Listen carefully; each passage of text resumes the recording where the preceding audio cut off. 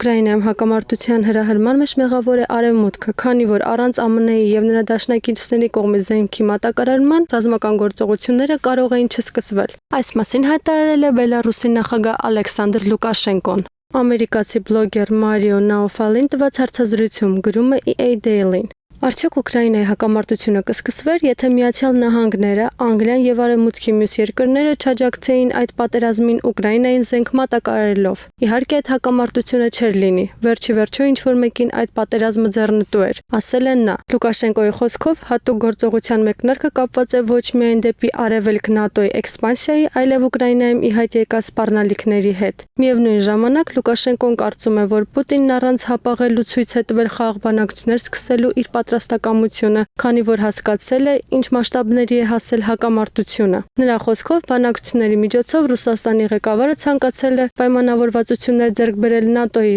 ապազգայնացման, ապառազմականացման եւ այլնի վերաբերյալ։